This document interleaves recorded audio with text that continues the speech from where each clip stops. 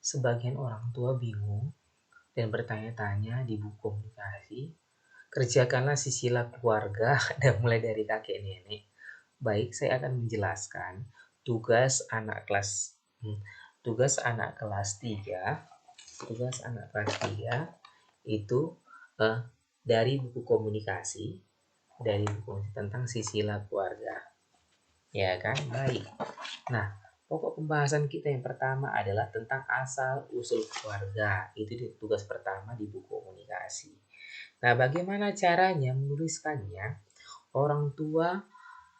Anak harus dibantu orang tua dalam mencoba menuliskan silsilah keluarganya mulai dari kakek nenek. Nah, Sir akan kasih contoh seperti ini. Ya kan, nampak kan? Seperti ini. Contoh dari kakek, ini kakek, siapa nama kakek endu, bolang du siapa, ban gelar najenda. Ise gelar karondu atau ribundu isi gelar ban gelar najenda. Udah, baru tarik garis, ya kan? Berapa anaknya laki-laki, berapa anak perempuannya dituliskan di sini. Dan yang hanya ditarik garis panjang itu hanya dari keturunan dari bapak atau ibu kamu saja. Contoh, ibu saya namanya Andre, ya kan? Ini Andre namanya. Dan mama saya namanya Vivi contohnya. Dan orang tua saya melahirkan anak 2. Maka kamu tulis nama di sini kamu, gelar di jenda, contoh Eri, Jone, semacamnya.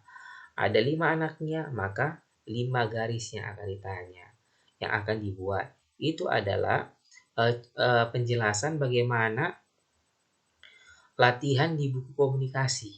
Jadi orang tua supaya membantu anaknya dalam mengerjakan buku komunikasi, menuliskan silsilah keluarga mulai dari kakek nenek. Kira-kira seperti inilah gambarannya.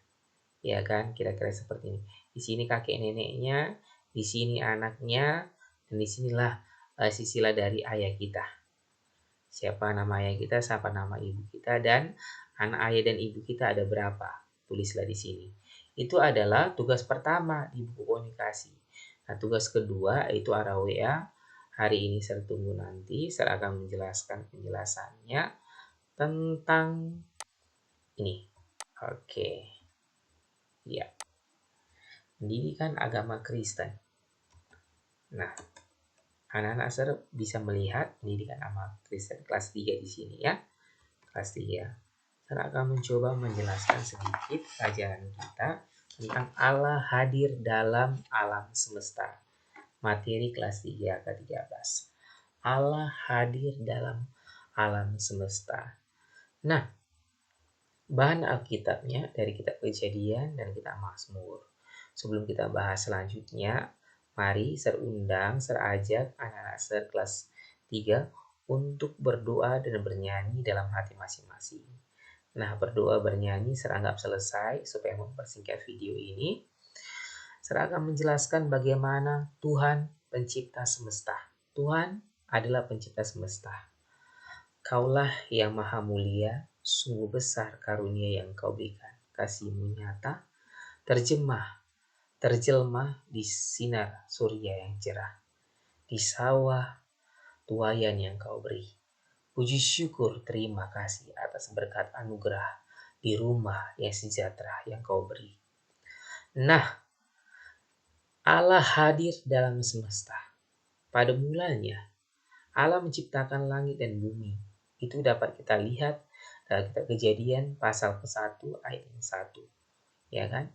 Sungguh indah alam ciptaan Allah ini. Dari kisah tentang penciptaan Allah, anak-anak saya dapat mengetahui bahwa Allah begitu baik pada kita semua. Ya kan? Allah menciptakan semua yang ada di dunia ini untuk manusia. Bayangkan betapa Allah baik pada kita. Contoh misalnya terang. Terang kita tahu apa nama terang? Terang seringkali disebut orang dengan siang.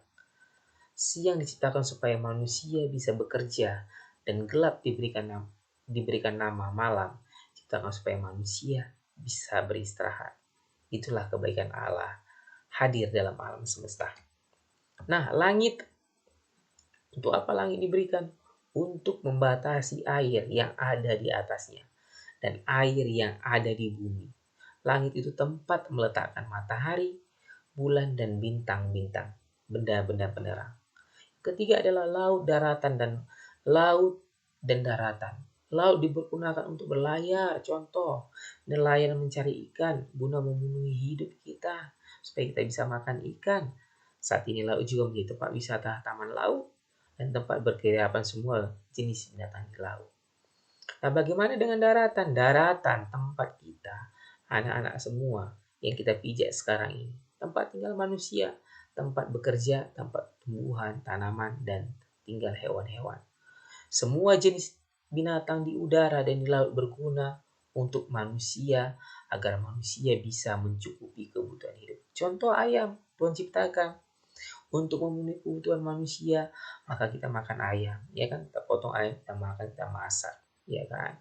Nah, ada binatang-binatang yang bisa kamu makan, ada binatang-binatang yang bisa kamu makan, ya kan?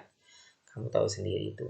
Contoh apa binatang yang nggak bisa kamu makan? Banyak, ya kan? Capung, ya kan? Limur, apalagi kecoa, kan nggak bisa kita makan. Yang kelima adalah manusia. Untuk apa manusia? Manusia berguna untuk Allah dan sesama manusia.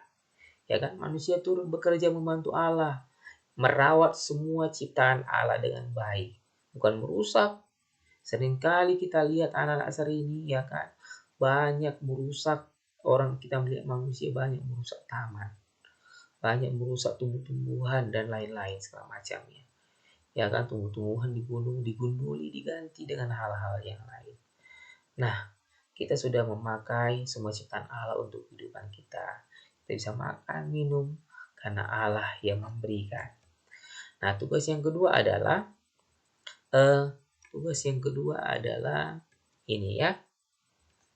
Nah, coba kamu bersyukur atas Allah yang buat hidup kamu. Ini ya. Iya.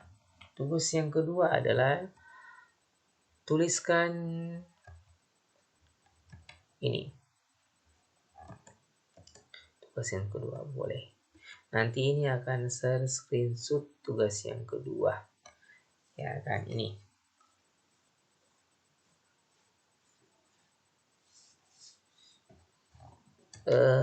Bersyukur lihat sing apa kamu taman ini pohon ceritakan binatang. Iya ini. Ini. Ayo kita mengamati. Tugas yang kedua Arawea. Tugas yang kedua Arawea ini. Ceritakanlah gambar berikut. Keindahan apa yang kamu sehingga apa yang kamu ceritakan tentang air, awan, langit, dan pohon-pohon, rumput, dan lain-lain. Nah, ini di sini kamu ceritakan. Jadi tugas kamu ada dua. Yang pertama arah komunikasi, yaitu menulis silsilah keluarga kamu sudah tercontohkan. Dan yang kedua adalah menceritakan tentang gambar di sini. Bagaimana keindahan yang kamu lihat tentang air, awan, langit, pohon-pohonan, rumput, dan yang lain-lain. Tertunggu sampai malam. Terima kasih. Kalau ada yang kurang jelas nanti boleh ditanyakan kembali. Shalom.